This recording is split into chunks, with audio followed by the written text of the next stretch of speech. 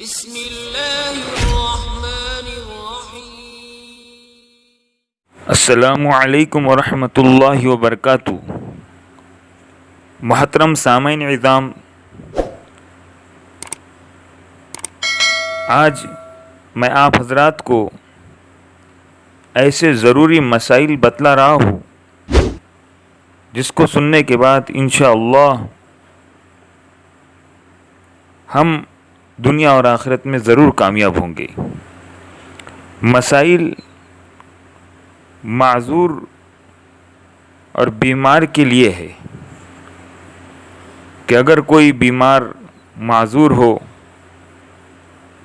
تو وہ نماز کیسے پڑھے۔ اصل میں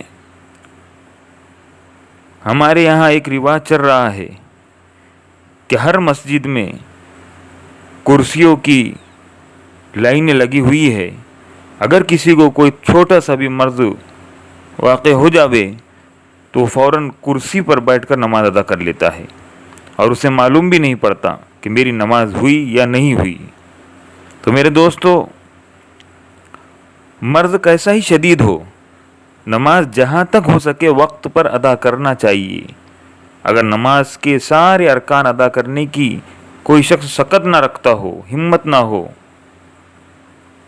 تو بھی اس کو اپنی طاقت کے موافق صرف اشارے ہی سے ادا کرنے کی ہمت کرنا چاہیے۔ جہاں تک ممکن ہو کھڑے ہو کر نماز پڑھے۔ اگر پوری نماز میں کھڑا ہونا ممکن نہ ہو تو جتنی دیر تک کھڑا ہو رہ سکتا ہے اتنی ہی دیر تک قیام کرے، یہاں تک کہ اگر کوئی عذر یا مرض، کوئی ایسا معذور شخص ہے، ایسا اس کو عذر لگا ہوا ہے کہ صرف تکبیر تحریمہ ہی کہنے کے لیے کھڑا ہو سکتا ہے تو وہ کھڑے ہو کر ہی تکبیر تحریمہ کہے، اس لیے کہ تکبیر تحریمہ فرض ہے اور فرض کے چھوٹ جانے سے نماز فاسد ہو جاتی ہے۔ اور پھر بیٹھ جاوے، تکبیر تحریمہ کہے، ایک معذور شخص ہے اس کو تکبیر تحریمہ کہنا چاہیے، پھر بیٹھ کر پوری نماز پڑھنا چاہیے۔ کھڑے ہونے کی قوت ہوتے ہوئے بھی بیٹھ کر پڑھنا درست نہیں ہے میرے دوستو۔ اگر کوئی شخص کھڑے ہو کر نماز پڑھنے سے بالکل ہی معذور ہے کہ اس سے کھڑا ہونا ہی ناممکن ہے، اس کا یا ایسا کمزوری اس کو لگی ہوئی ہے کہ جس کی وجہ سے گرنے کا اندیشہ ہو یا کھڑے ہونے سے اس کو چکر آ جاتی ہو، تو کھڑے ہونے سے غیر معمولی تکلیف اگر اس کو ہو رہی ہو تو پھر رکوع اور سجود ادا کرنے کی اس کے اندر سکت نہیں ہے۔ ایسی تمام صورتوں میں بیٹھ کر نماز پڑھے۔ بیٹھ کر نماز پڑھنے کا کیا طریقہ ہے؟ کرسیوں والا نہیں ہے، یہ تو ہمارا اپنا بنا بنایا ہے۔ مسنون طریقہ یہ ہے کہ بیٹھ کر اس طرح ہم نماز پڑھے کہ اتحیات کی شکل میں ہم بیٹھے، لیکن اس طرح بھی اگر بیٹھنا نہ ہو، بہت سے ایسے معذور ہے کہ جو اتحیات کی شکل میں بھی نہیں بیٹھ سکتے، تو پھر جس طرح بھی بسہولت بیٹھ سکتے ہو تو بیٹھے نماز پڑھے۔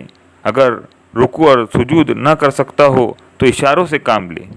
اشاروں سے رکوع اور سجود ادا کرنے میں آنکھ سے اشارہ کرنا کافی نہیں ہے، سر سے اشارہ کرنا چاہیے۔ رکوع میں کسی قدر کم سر جھکائے اور سجدے میں اس کی نسبت زیادہ سر جھکائے۔ اگر سجدہ کرنے کے لیے زمین تک پیشانی لے جانے کی طاقت نہ ہو تو صرف اشارہ ہی کافی ہے۔ تکیہ وغیرہ کو پیشانی تک اٹھا کر اس پر سجدہ کرنا یا پھر میز یا ٹیبل پر سجدہ کرنا یہ مکروہ تحریمی ہے۔